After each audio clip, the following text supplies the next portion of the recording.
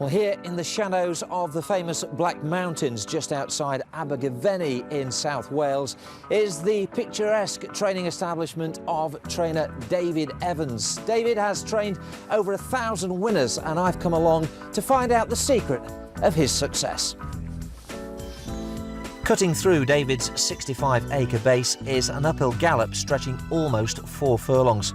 It's already helped him top the 1,000 winner mark and keep this well-oiled machine of an operation ticking over, even on a frostbound morning like this.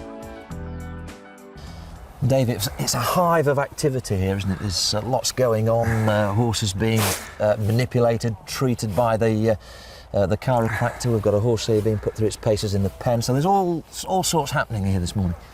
It keeps going, Simon, you know, you've got to get them all out some way or the other. You couldn't do it without a very good team. I've got a good team, probably need a few more soon, but yeah, they all mock in, they have to, you know, just get through the morning and get them all done. Yeah, your wife, Emma, of course, has plenty of experience. She's been very successful as an amateur jockey. She's actually assistant trainer here, isn't she now? Yeah, I'd be lost without her, actually. She does everything, deals with most of the owners, and we do the entries together and whatnot. She rides out 3 or 4 lots. You got it too easy now. And she's up at 10 to 5, she 10 tells to me, 5, every morning to feed the horses. That's dedication. She wakes me up at 10 to 5, and when she comes back, she moans at me for putting the telly on. So, you know. Yeah, she feeds most days, gets up at 10 to 5 and goes for a run on a Monday, Wednesday and Friday for 3/4 an hour. I like to get up and, you know, see they've all eaten up and they're all well in the morning, and I think you learn a lot about the horses at that time of day. And of course, you feed them pretty much the same kind of thing, but they're all a little bit different. They've all got slightly different requirements, haven't they? They have, and a lot of the fillies, you know, they're pickers. Somebody like Norville, he eat every oat that's in his bowl, but, you know, some of them you just keep an eye on the fillies more, really, and just don't overface them. So it must be an advantage to actually, because you do that yourself, you get a feel, don't you, for which horses are eating up, which ones aren't, which ones might need a bit extra, or something different. Yeah, no, I really enjoy it. I just, you know, like being out with them early in the morning, being first on the yard and just seeing all is well, really. You've come a long way from fairly humble beginnings, working for Tom Bill up in the Midlands, and then as an assistant with Annabel King, and then deciding to bite the bullet or step off the cliff, if you like, and start with it by yourself with a handful of horses in Welshpool. Well, I actually met someone that helped set me up when I started, but I didn't really think about it. My first, ex-wife sort of suggested it, and I never really thought of it like that. So glad I did now. I had a great life. You came here 12 years ago and identified that this could be a very good training establishment. You've put a lot of money into it, you've developed it, and it's turned out the winners for you. Well, I was looking for somewhere for like 5 or 6 years, but it's not easy to find somewhere that's the right price and suitable, you know. But there weren't much here when we came, but we've got it up and running, and it does work. What's the secret to your success? I mean, you know, you're overly modest, and you'll say, look, you know, anybody can get a horse fit. It's a no-frills establishment, but you are prolific. In the early days, I used to worry a lot about everything, but I think the less you worry, the easier things get, and like things aren't going well, you try and change things, and you shouldn't. It's just you have a bad spell, and you think you're doing everything wrong, and then it just comes right. But, I think it is easy to get a horse fit, and like you've got to have them in the right company on the right day, and you've got to be realistic about their ability, and you've got to be very lucky. David Evans dominated the inaugural Blue Square Sprint Series with last year's winner Norville. Now the South Wales trainer is targeting this year's Lingfield final with a team of speedsters including Captain Demetrios, winner of the first of 8 qualifiers for the Blue Square Winter Carnival showpiece. The Blue Square Sprint Series, Dave, is a great initiative, isn't it, for trainers like you who like to run plenty of horses on the all-weather through the winter. You know, you've got these races week in, week out, and a decent pot to aim at for the final. Well, it's not a bad pot. The final's great, you know.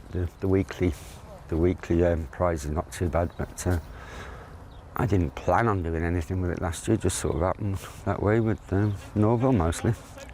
It's great incentive for moderate horses, yeah. Yeah. And you'd have plenty of horses, as we've already seen, that you can target at those races, so it's ideal for you. I've only got about 3 actually. Captain Demetrios, Newbold Boy, and well, that Memphis Man, he's too low, and I've entered Steel Cut, but he doesn't really like Lingfield. But I haven't got many sprinters to go in it. I mean, what we wanted to do when we set out working with the all-weather tracks was obviously the winters are getting colder, as a fine example today of the frozen weather we've got. And we were just looking really to get the Blue Square name out there for a continuous period. So the carnival runs for 2 months. It's over 60 fixtures, over 200 races that we sponsor. So yeah, really getting behind the all-weather. And the sprint series, which is already underway at Lingfield, now that works on a points system, doesn't it? That's right. So it runs for the 8 Saturdays in Jan and Feb, 7 sort of qualifying heats, and the horses earn points like a Grand Prix style. So the winner 10, 8, 6, 4, and then down 6th place gets a point. So, you know, the trainers are really picking up on the idea, and you know, points mean prizes, as they say. You know, more points you get into the final. Now, these races are fiercely competitive, aren't they? But punters latch onto these horses, they get familiar with them, they turn out in these heats week in, week out. And yeah, it's really competitive stuff, and there's a bit of value there to be found.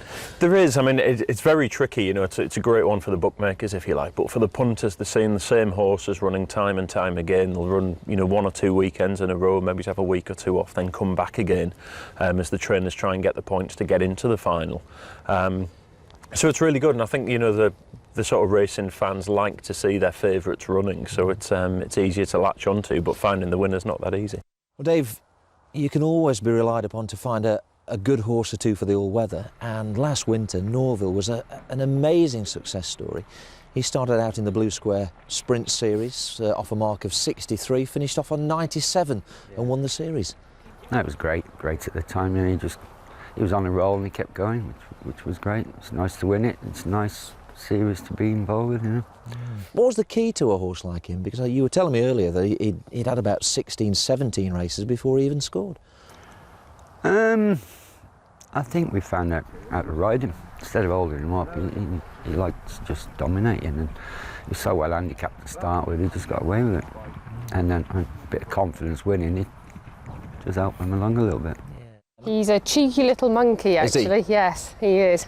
He thinks he's a bit of a lad. And he gave you a bit of excitement, didn't he, the stable last year? Well, it took a lot of runs. I think it was 17 runs for him to win, and then suddenly he took off in the Blue Square Series last year, and he never looked back, really.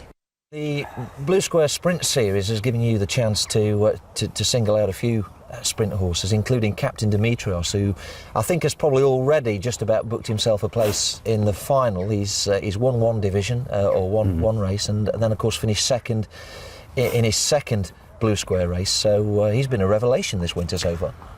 Well, he had a hell of a lot of runs as 2- and 3-year-old, and we tried to sell him, no one would take him on, so we gave him a nice break, and he actually bounced back real well, and he's probably come back off a very good mark. And last Saturday, I think they should have gone a bit quicker, and he might have won it.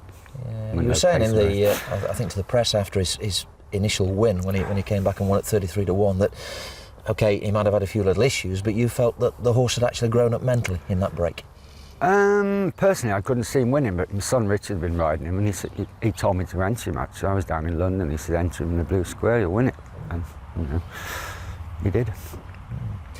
Another nice horse that you've won with on the all-weather this winter, of course, is Pale Orchid, who is lightning fast. She won her maiden at Lingfield in really good style.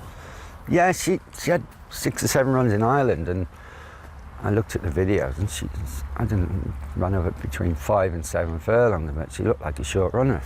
But they stepped her up in trip, and she was bought at Goths for not that much money, and I ran her in a maiden at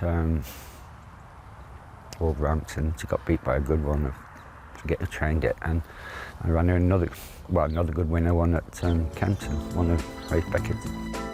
David Evans has built his reputation on improving moderate horses and excelling with precocious 2-year-olds. A reputation that's set to be further enhanced by yet another productive year on the flat and over jumps.